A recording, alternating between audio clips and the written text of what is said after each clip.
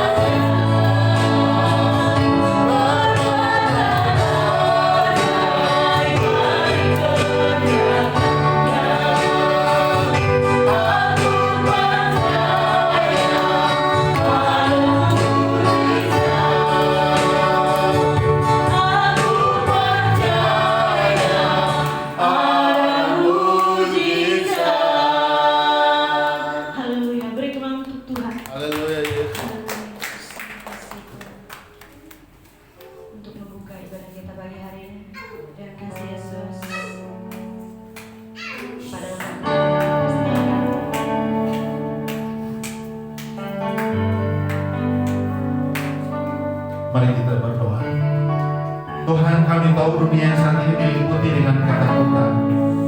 Kami tahu saat ini iblis sedang merajalela, ingin mau memberikan informasi ketakutan kepada dunia ini. Tapi kami percaya sungguh umat-Mu tetap teguh berdiri di hadapan-Mu. Umat-Mu tetap teguh ada di dalam hadirat-Mu ya Tuhan. Biarlah ibadah pagi hari ini Tuhan lawan pengurapan-Mu Tuhan ajar turun atas kami, sehingga berapapun yang hadir Tuhan jamah, Tuhan urapi kami, kuasai hati dan pikiran kami, supaya kami tetap fokus menyembah Engkau. Kami tidak fokus kepada dunia, kami tidak mau fokus kepada informasi-informasi, tapi kami fokus kepada Allah yang hidup, Allah yang perkasa, Allah yang luar biasa. Tuhan, hamba percaya Allah sedang bekerja di ruangan ini. Roh Kudus sedang menjamah umat-umat-Mu yang hadir. Terima kasih Tuhan. Hamba serahkan ibadah minggu pagi hari ini dalam tangan kuasa-Mu. Dari awal hingga pada akhirnya, biar otoritas kuasa Tuhan bekerja dengan ajaib. Terima kasih Tuhan. Dalam nama Yesus, hamba berdoa dan menyerahkan seluruh ibadah minggu pagi hari dalam tangan kuasa-Mu. Haleluya. Amin. Silakan duduk Bapak Ibu. Terima kasih. Kita mau bersuka cita bagi Tuhan. Amin. Amin. Allah kita hebat. Amin. Amin. Dia sangat hebat bagi kita. Dia sangat kuat dan kuasanya tidak pernah tertandingi. Amin. Amin. Mari kita naikkan pujian ini bersama-sama.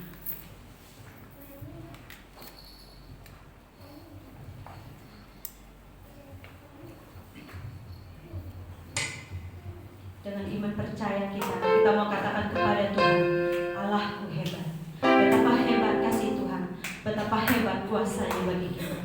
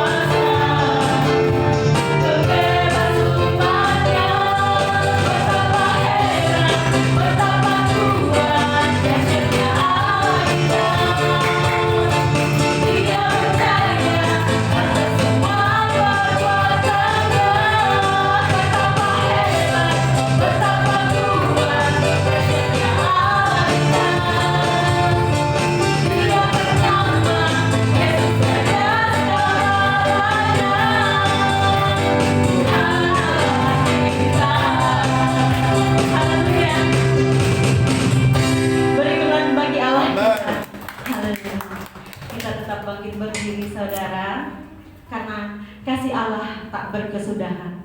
bagi kita semua. Amin. Mari kita naikkan pujian ini bersama-sama. Kita mengatakan kepada Tuhan, kasih Allah tak berkesudahan.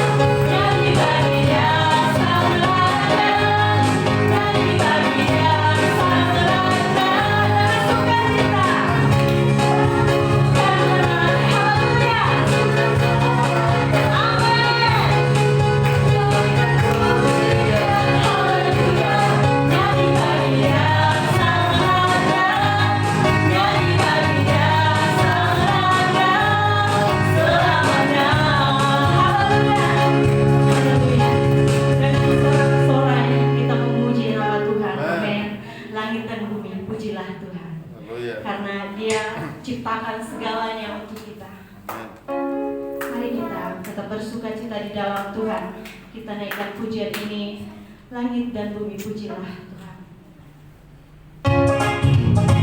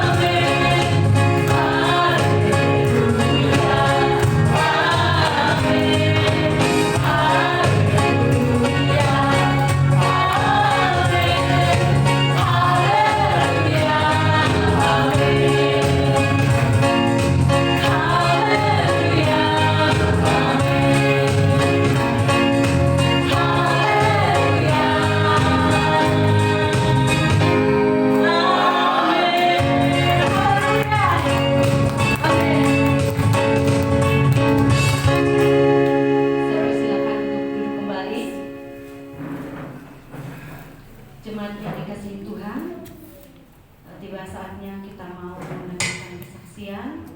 Jika ada yang ingin bersaksi, ingin menceritakan kasih Tuhan, dipersilahkan.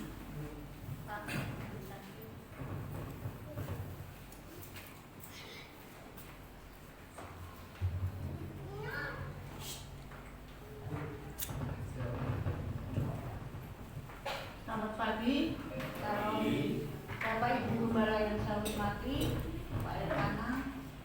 Terima kasih pagi ini ada kesempatan. Semalam tuh hampir gagal saya karena Pak Elkana beko. Saya bilang, Bapak Ibu kecewa, lebih Tuhan. Itu yang manusia. Ayolah semangat. Terima kasih saya menang dan Pak Elkana menang bisa hari. Terima kasih Pak Gembala, doanya pasti didoakan. Dan saya terima kasih sama Bu Katarina waktu ibadah di rumah saya mau diberi uang. Terima kasih sekali, dia baik memang. Tapi saya tolak dengan mohon maaf. Terima kasih. Amin. Terima kasih Bu Katarina. Pak Elkana masih kerja, walaupun itu tak masih dipakai sama Pak David. Terima kasih. Haleluya. Amin.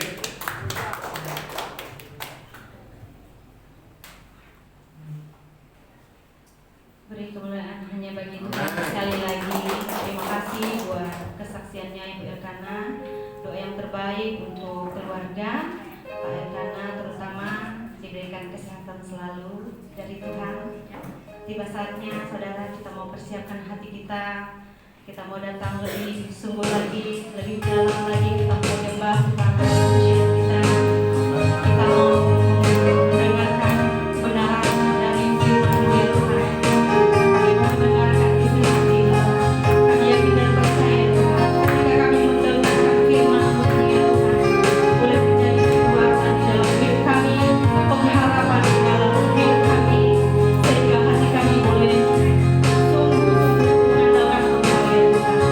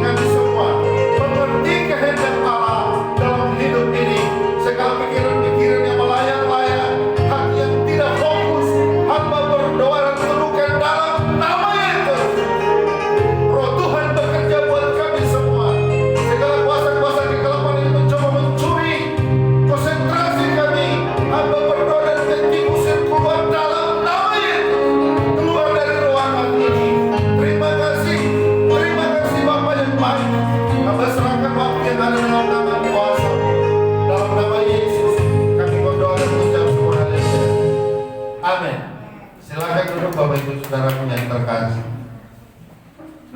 Salam. Ada haleluya. Ada sukacita. Puji Tuhan. Saudara, hari-hari ini memang situasi membuat anak Tuhan tidak ada lagi hidup dalam zona nyaman, saudara. Tuhan sedang berperkara buat saudara dan saya hari-hari ini supaya saudara meninggalkan zona nyaman untuk bisa melihat satu kebaikan Allah, satu rancangan Tuhan yang Tuhan mau taruh dalam hidup saudara dan saya. Amin. Nah, mari kita buka Alkitab kita di pagi hari ini, Mazmur 119 ayat 105. Ada hal yang ingin mau Tuhan sampaikan di tengah-tengah kondisi dunia yang goncang saat ini, saudara. Sebagai anak Tuhan, sebagai orang percaya, kita harus tahu membaca tanda-tanda akhir zaman, saudara, sehingga kita tidak terbuai dan terikut segala bentuk informasi, segala bentuk hal-hal yang kita dengar dari dunia ini. Kenapa? Karena kita punya firman Tuhan, kita punya Allah yang siap menatang hidup kita. Amin. Mazmur 119 ayat 105. Bapak Ibu Saudara, mari kita buka bersama-sama Mazmur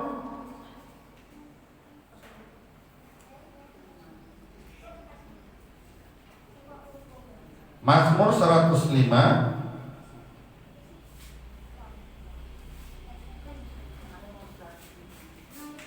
Mazmur 105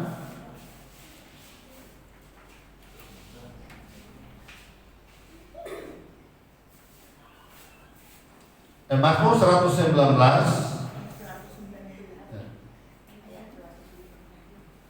Mazmur 119 ayat 105.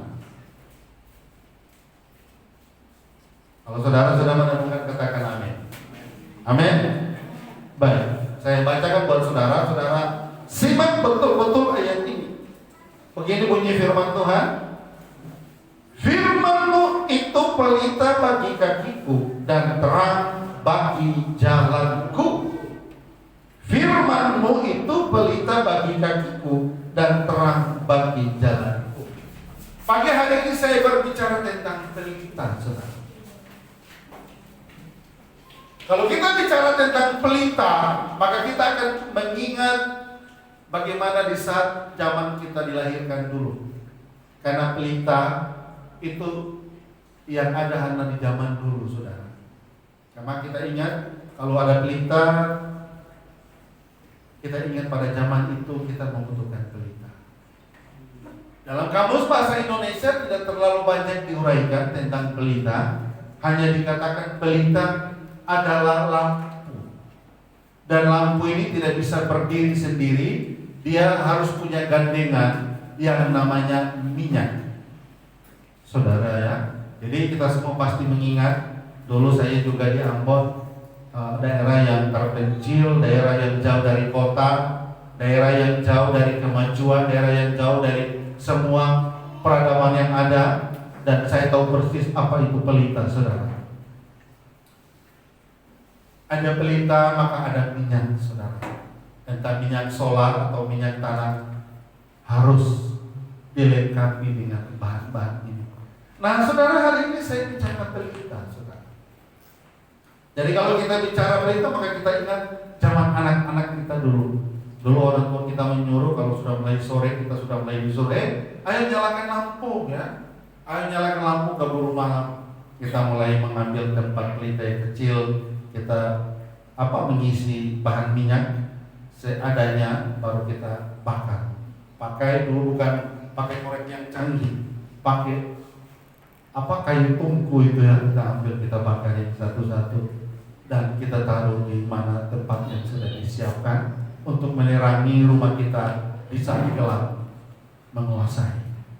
Dan pelita itu akan bertahan berlama-lama, kurang lebih 12 jam di dalam rumah kita, dan kita bisa melihat sekalipun apa adanya, tapi yang pasti pelita itu telah membantu untuk bisa melihat segala sesuatu yang ada di sekitar kita. Itulah pelita, saudara. Itu pelita, saudara. Saya akan menguraikan tentang pelita ini. Ada dua bagian besar dalam hidup ini. Yang pertama, saudara, pelita itu dikatakan yang pertama membantu kita melihat dalam kegelapan. Amin. Amin. Amin. Jadi pelita itu ada di saat ada kegelapan, maka kita butuh pelita. Tujuannya apa? Supaya kita berjalan dan kaki kita tidak masuk ke jurang atau kaki kita tidak terangkut batu. Karena ada pelita di tangan kita, ada pelita di sekitar kita, dan kita bawa sehingga pelita itu membantu menerangi langkah tujuan hidup kita supaya kaki kita tidak terantuk ke batu. Betapa pentingnya pelita itu, saudara. Jadi yang pertama, pelita membantu kita melihat dalam kegelapan, saudara. Jadi saudara jangan bermain-main dengan pelita. Saudara jangan menganggap pelita tidak penting dalam hidup saudara. Saudara boleh berada di zaman yang canggih ini. Saudara boleh berada di generasi zaman yang canggih ini.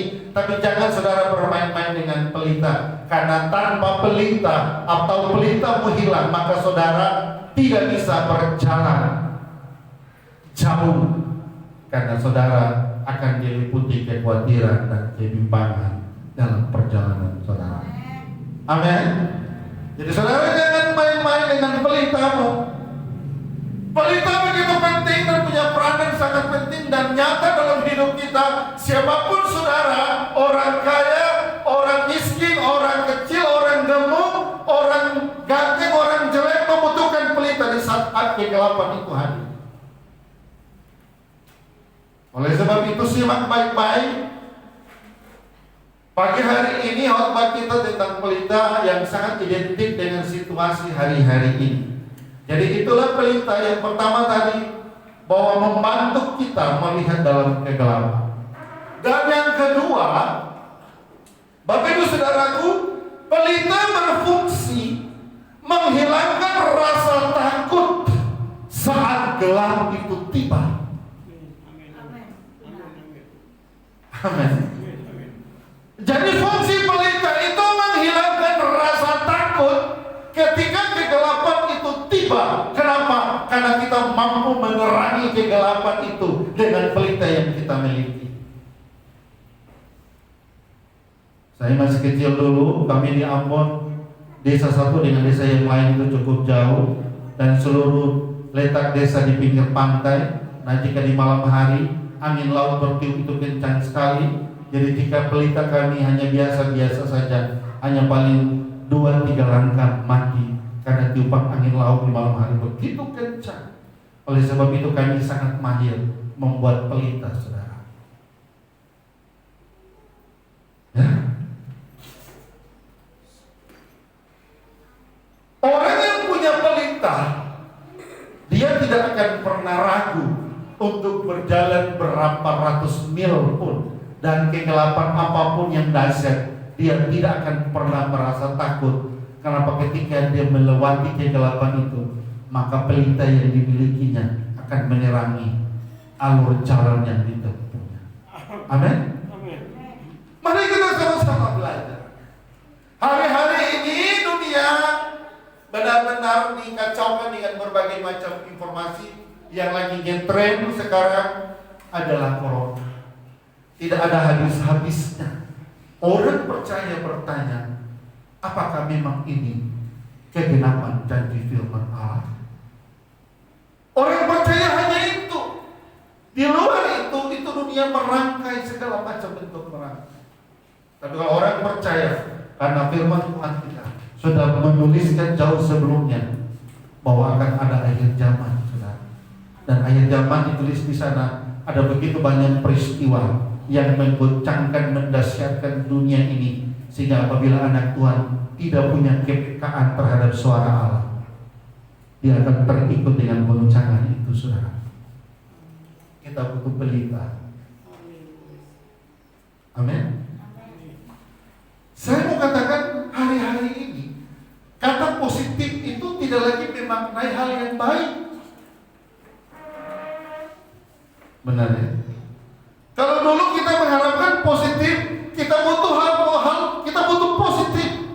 Tapi hari ini positif itu bermakna negatif, saudara. Coba ada sebuah dalam kerumunan, lalu tiba-tiba ada orang yang meneriakan salah satu orang yang ada dalam kerumunan itu berkata, "Hei, si A itu positif, orang akan lari dari kerumunan itu." Ketika mereka mendengar positif, wow. Padahal dari dulu kita semua mengharapkan positif. Orang begitu menikah, paling hal yang pertama mereka menginginkan adalah positif. Itu membuktikan berarti istrinya sedang hamil. Semua hal positif. Tapi hari ini positif sudah bermakna negatif, saudara.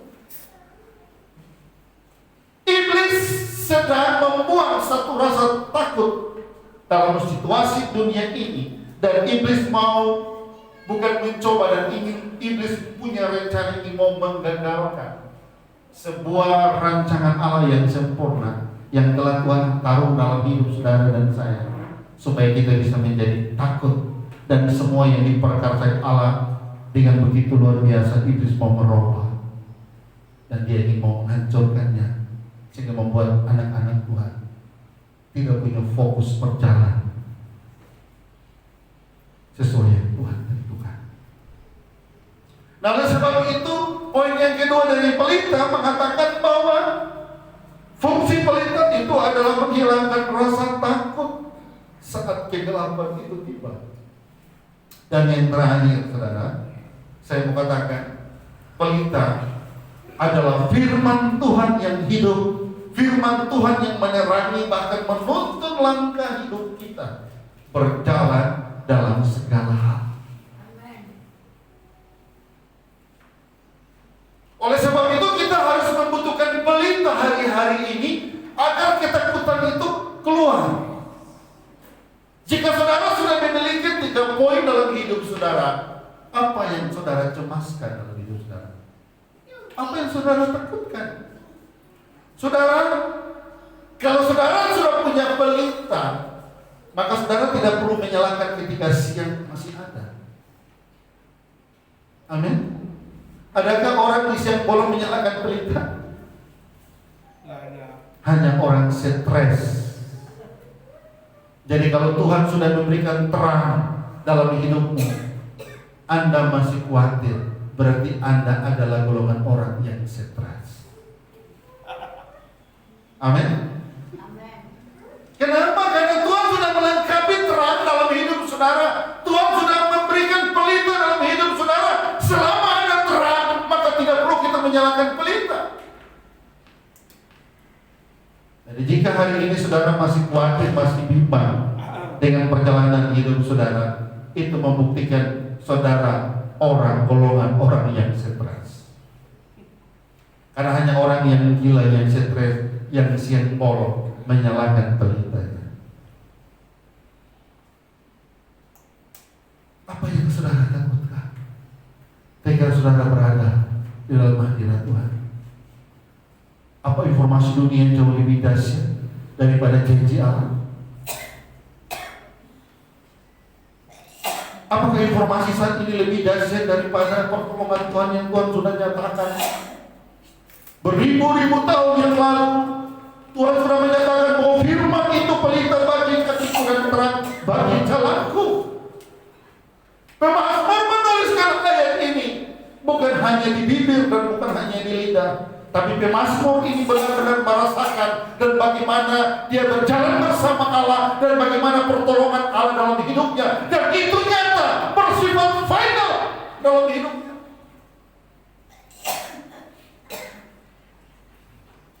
Apa yang membuat saudara khawatir? Apa yang membuat saudara takutkan berjalan bersama-sama dengan Tuhan? Bukankah firman Tuhan berkata ketika engkau keluar dari jalur Allah, engkau tidak bisa dapat berbuat apa-apa, maka di sana kekhawatiran dan ketakutan, kebimbangan akan memporak-porandakan seluruh rohani dan iman dan segala pengetahuan yang engkau miliki. Dunia hari ini sedang berjalan dalam kegelapan. Zaman generasi hari ini berjalan dalam kegelapan. Dunia sedang diliputi kegelapan. Iblis mencoba membuat isu sana sini, membuat ketakutan di sana sini, agar semua orang menjadi takut, agar semua orang tidak percaya janji Tuhan, agar semua orang mengabaikan janji Tuhan.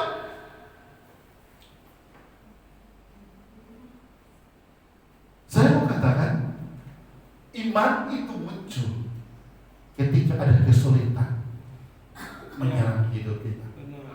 Amin. Tanpa ada kesulitan tidak akan ada iman. Adalah saatnya sekarang kita mulai menunjukkan kepada Tuhan, Tuhan, aku masih beriman sekalipun begitu banyak informasi yang mereka luncurkan di sekitarku untuk membuat suasana menjadi takut. Tetapi aku sebagai orang percaya, aku tidak merasa takut. Kenapa? Karena janjimu ya dan amin bagi hidupku, bahwa aku ketika berjalan bersamamu, firmanmu itu akan menjadi pelita kegelapan apapun yang datang. Aku selalu berjalan dengan engkau, ada bersamaku, terangmu akan menerangi hidupku, sehingga aku tidak perlu merasa cemas. Apa yang membuatmu takut? Yang membuatmu takut adalah ketidakpercayaanmu kepada Allah. Apa? Tinggal saudara melihat saya ada di golongan yang mana ini. Justru di situasi-situasi seperti inilah kita boleh memuji iman kita dan mengatakan, Tuhan, aku ada di golongan yang mana ini Tuhan. Bukan kita terbawa dengan informasi dunia. Kita punya kebenaran firman Tuhan.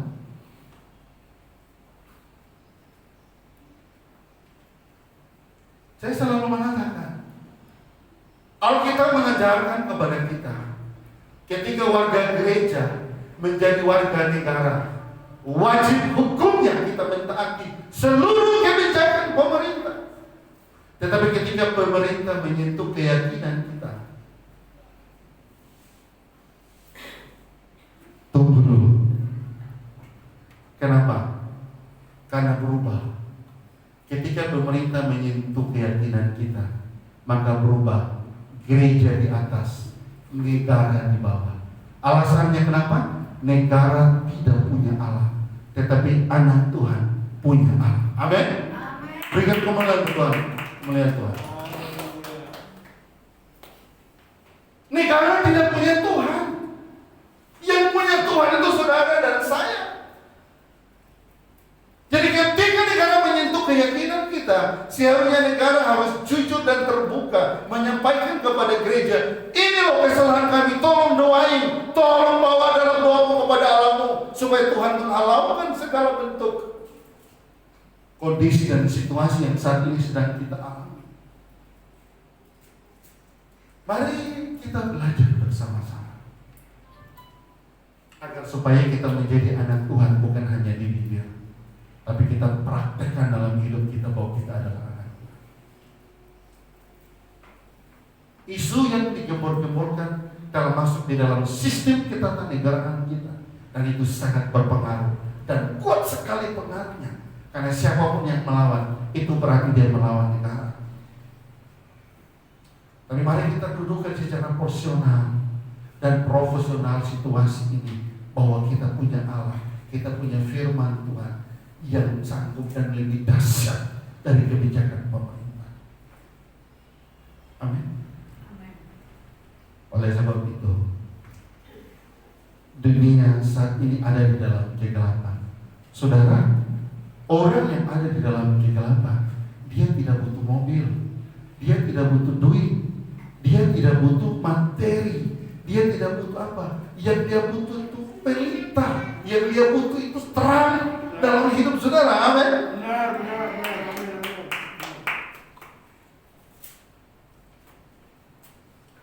Orang yang dalam kegelapan, mereka tidak butuh mobil, mereka tidak butuh materi, mereka tidak butuh status,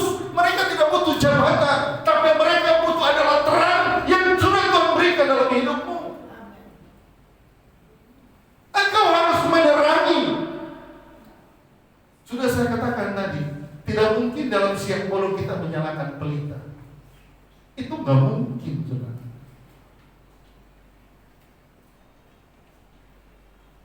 Amin.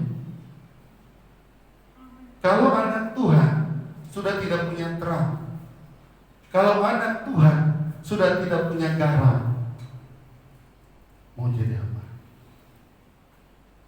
Hah? Mau jadi apa?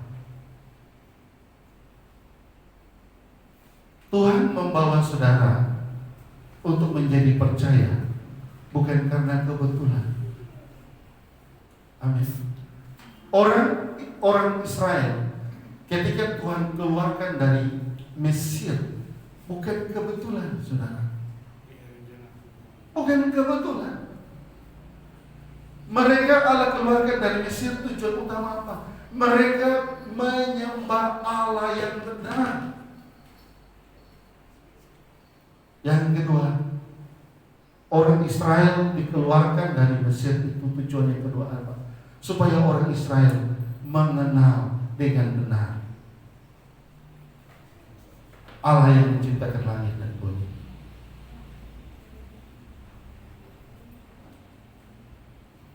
Jadi mari kita sama-sama mendengar, saudara.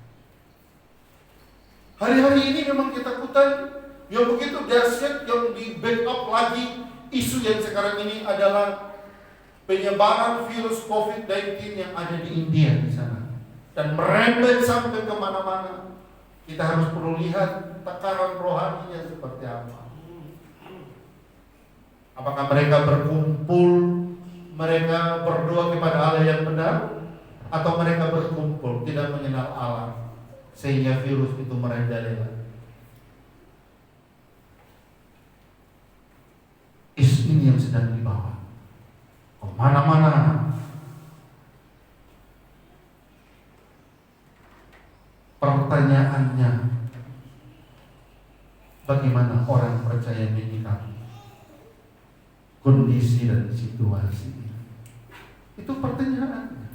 Bagaimana orang percaya, saudara dan saya, menyikapi isu ini, saudara? Apakah kita harus terbawa dan akhirnya semua rohani iman kita terbawa kepada isu itu, atau kita percaya kepada firman Tuhan pagi hari ini? Tuhan berbicara kepada saudara dan saya bahwa firman-Mu itu pelita bagi kakiku dan terang bagi jalanku. Orang yang berjalan dalam terangnya Allah, mereka akan melihat segala sesuatu.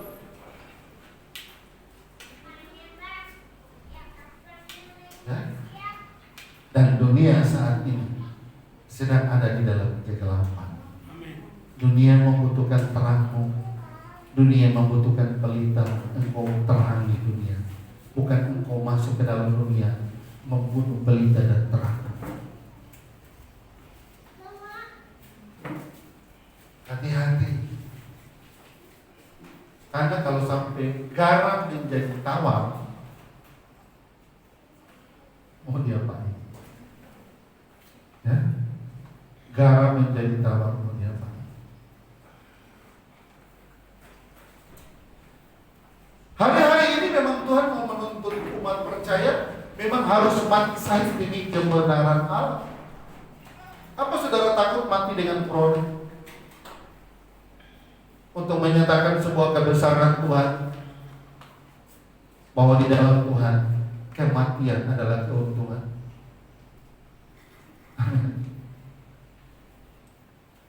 Orang percaya kematian itu keuntungan. Kenapa? Karena dasar fondasi hidup kita benar.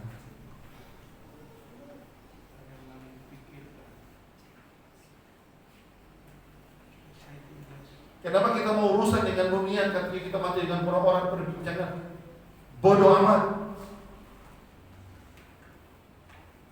Yang penting kematian kita membuat Allah menghargai dan menghormati, karena kita rela memberikan hidup kita untuk menyatakan kasih dan kemuliaan Tuhan di tengah-tengah dunia. Amin. Kita mari belajar, saudara. Dunia hari-hari ini dalam kegelapan. keuanganmu. Dunia tidak butuh mobilmu. Dunia tidak butuh jabatanmu. Tapi dunia butuh pelita, terangmu yang sudah Tuhan percayakan kepada. Amin. Amin, saudara. Karena firman Tuhan berkata kita adalah anak-anak terang. Orang yang berjalan dalam terang tidak akan mungkin mereka merasa khawatir dan gentar diperhadapkan dengan situasi apapun, saudara. Ini yang Tuhan mau. Makanya kita harus sama-sama belajar. Jangan sampai sifat kita menjadi terang Allah itu menjadi sirna hanya gara-gara kita tidak bisa membaca tanda-tanda akhir zaman. Saudara, akan ke depan tidak ada lagi informasi-informasi nyaman yang akan diperdengarkan kepada kita.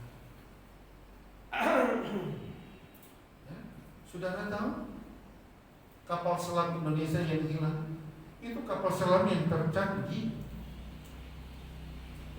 hanya sekejap hilang dan sampai hari ini tidak tahu keberadaannya.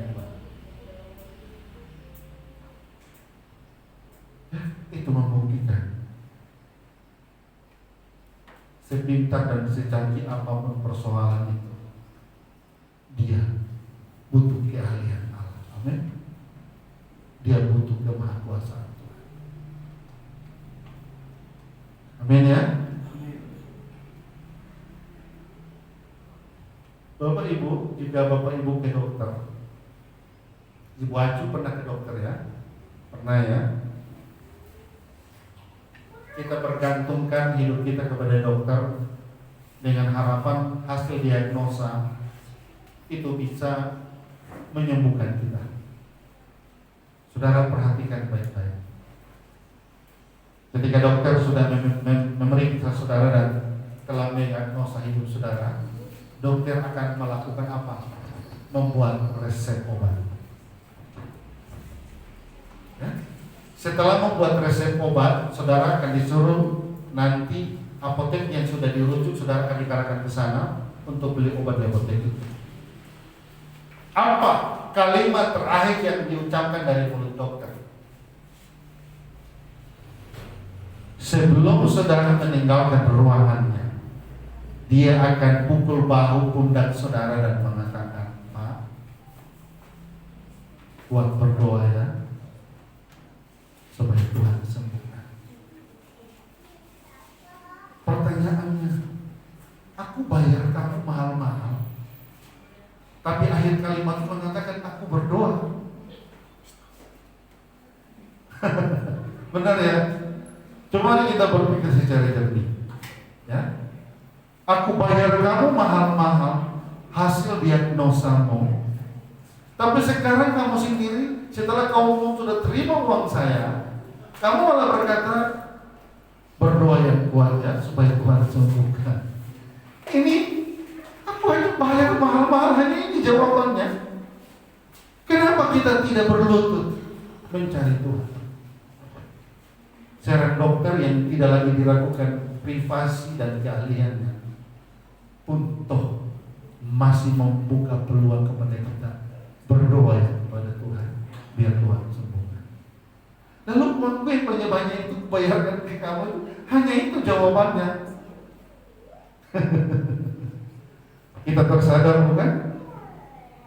Kita sudah ada pada lini itu. Kenapa kita tidak percaya? Kenapa kita tidak yakin? Persoalan kelemahan fisik tidak menjadi persoalan di hadapan Allah. Persoalan keretakan fisik tidak menjadi persoalan di hadapan Allah. Yang menjadi persoalan adalah keretakan rohanimu, keretakan rohmu, keretakan imanmu. Ini yang menjadi persoalan. Tapi kadang hal rohani dan iman kita taruh pada urutan yang ke-10. Yang kita ingin melakukan adalah jasmani. Saudara, akhir tujuan dari hidupmu bukan jasmani yang bertahan, saudara. tapi iman dan roh. Kenapa kamu tidak poles baik-baik ini, lalu kamu menganggap enteng banget iman dan roh? Kamu hanya berpikir jasmani, jasmani, jasmani, dan jasmani.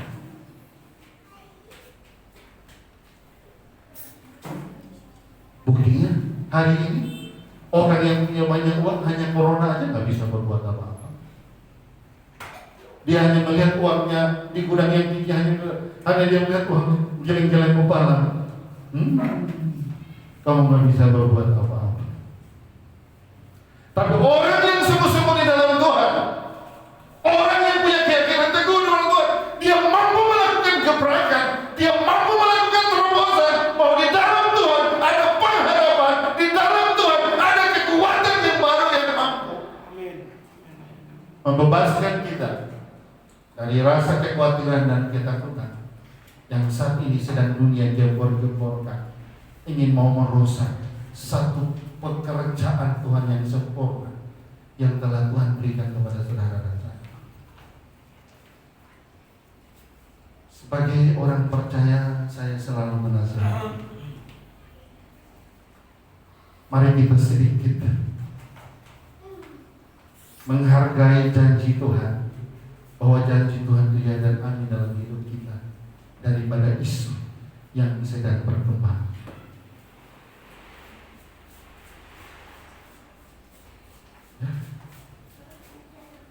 Ini saya harus memberitahu, dari mimbar ini saya harus memberitahu. Saya bilang sama istri saya, jika kau tidak belajar mencukupkan apa yang ada padamu, maka selamanya kamu tidak pernah cukup dalam hidupmu.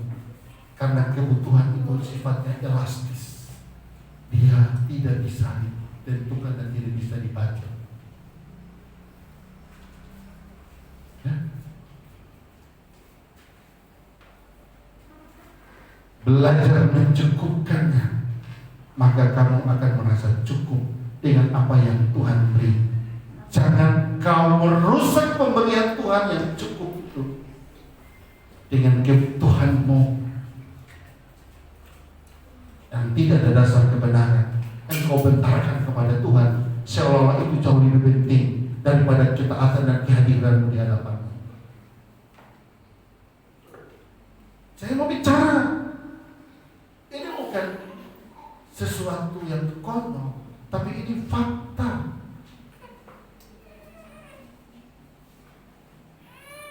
Saudara ini mau bertumbuh, harus diawali dengan sebuah kerinduan dari dalam.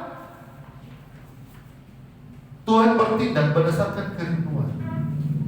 Kalau saudara merindukan Tuhan, aku mau bertumbuh, Tuhan aku mau taat, Tuhan aku mau setia, maka Tuhan akan bertindak di atas kerinduanmu.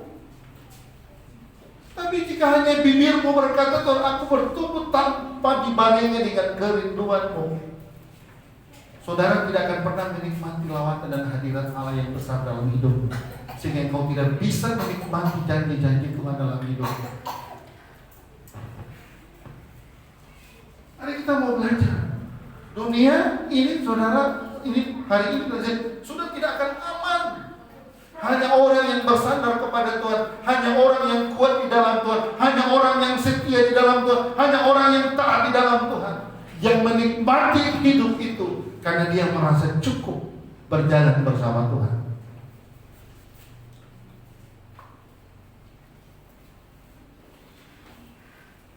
Jadi saya bilang gini, saya ngelesin orang, uangnya begitu datang langsung habis. Uangnya datang langsung habis. Aku bilang, kan menyiksa dirimu tuh. Coba kau tenangkan dirimu, apa yang ada padamu kau cukupkan, selebihnya kau bangun hubungan dengan Tuhan. Engkau akan menikmati hidupmu, dan engkau tidak tersiksa seperti itu hidupmu hanya begitu-begitu aja. Bukankah kita sudah melaluinya dari yang tidak ada menjadi ada? Kenapa yang sudah ada ini kamu kembali lagi?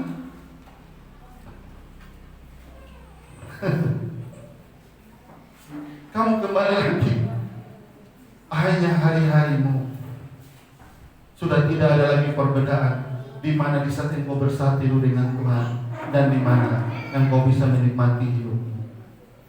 Hari-harimu dengan kesibukanmu dan hanya kamu sendiri yang capek, kamu sendiri yang tersiksa. Gue bilang, emang gue pikirin.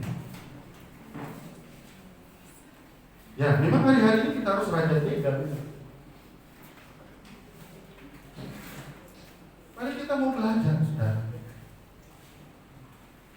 Coba saudara punya waktu bersama Tuhan, duduk Tuhan, aku tahu apa yang Tuhan beri buat saya yakin cukup. Dan aku belajar menghargainya Tuhan. Selebihnya, aku mau berbakti kepadamu. Kan aku sudah tidak punya alasan untuk berkata-kata kepada ini dan itu. Karena ini aja sudah lebih dari cukup yang engkau perbuat dalam hidup. Jangan engkau memperbandingkan hidupmu dengan orang yang tidak mengenal Tuhan. Kita orang yang di dalam Tuhan ada aturan yang Tuhan sudah buat, ada dalam firman Tuhan, tidak perlu cari di tempat lain. Tuhan bilang apa? Jika engkau setia, jika engkau sungguh-sungguh, jika engkau mengandalkanku, jika engkau memprioritaskanku, jika engkau ada selalu bersamaku, ku beritahu rahasia-rahasia tentang kebutuhan, sehingga tidak selama-lamanya engkau tersiksa seperti itu. Pikulah kok yang kupasang, karena kok yang kuberi yang daripadaku itu ringan dan enteng di bawah. Amin. Bukan taruhan kita hari ini supaya kita bisa melihat Tuhan, jika memang itu benar sesuatu yang keliru, minta ampun sama Tuhan. Tuhan ampuni saya keliru menerapkan rumusan hidup saya hari-hari ini. Saya keliru Tuhan. Tuhan, saya mau kembali. Tuhan, saya mau merubah. Tuhan, saya mau ke jalan.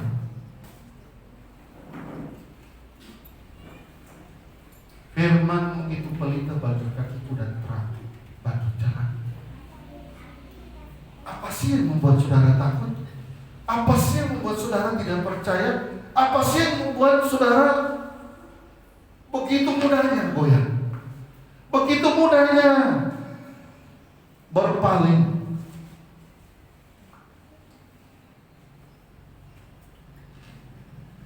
Apa yang membuat kita begitu mudahnya melupakan janji-janji Tuhan? Kalau hanya sebuah kebutuhan, kita melupakan janji-janji Tuhan, saudara, kita menjadi orang yang murah di hadapan Tuhan. Ya, kita menjadi orang yang murah di hadapan Allah. Karena apa? Tuhan menjanjikan bukan hanya sekedar kebutuhan, tapi hidup yang kekal yang Tuhan beri, yang dimana dunia tidak memilikinya. Bukan hanya kebutuhan, kehidupan yang kekal. Makanya Tuhan bilang, belajarlah bersamaku, ikutilah teladanku, berjalanlah bersama-sama denganku, supaya Tuhan menunjukkannya jalan ke keselamatan itu apa. Kita hanya bergumul hanya di seputaran kebutuhan saja. Itu yang kita perbesar agenda kita di sini. Orang yang model begini tidak akan pernah bertumbuh dan tidak akan pernah melihat kebaikan Allah yang besar dalam hidup. Kalaupun memang itu ada, hanya di bibir.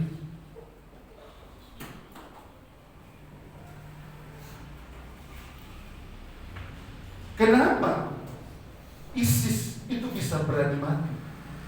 ISIS dia berani bunuh diri dengan bom dan segala macam. Kenapa? Karena dia dilatih, dia diajari, dia dibawa di satu ruangan, satu tempat, dan di sana dia dilatih sedemikian rupa, sehingga ketika dia keluar dari ruangan itu, dia udah kuat dan dia sudah siap. Demikian pula hidup kita, memang kita dilatih hari-hari ini untuk melihat situasi-situasi yang sulit. Bagaimana kita bisa punya kepekaan mendengar suara Tuhan? Apa yang Tuhan mau saya lakukan? Bukan hanya memikirkan kebutuhan aja di situ, hanya mutar-mutar di situ. sudah tidak lagi menghadirkan kerajaan Allah dalam hidup kita. Buka hatimu. Dan jika memang ini perkataan yang benar, minta ampun sama Tuhan dan mulai saat ini robah. Tuhan, aku robah. Amin. Saudara, hari ke-7 Tuhan saja berhenti dari segala pekerjaannya. Bukankah ini dia mau melatih kita untuk kita menghargai di mana hal-hal yang sensitif yang tidak boleh kita curi dari Tuhan? Kenapa kita kok enteng sekali kita? Jadilah anak Tuhan yang tahan banting. Apapun kondisi, apapun keuangan hari-hari, apapun keadaan hari-hari, dunia butuh bagi kamu. Amin. Dunia butuh terang. Dunia butuh kehadiran. Karena dunia sedang ada dalam ketakutan bersama. Lewat kehadiran, dunia akan menerang. Mereka merasa diterang. Dan dia akan melihat, oh rupanya itu curang. Oh rupanya itu buntu. Oh rupanya itu akan membinasakan hidup saya.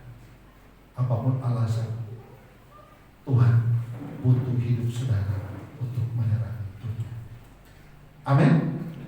Mari kita nyanyikan pujian. Lagu yang pertama.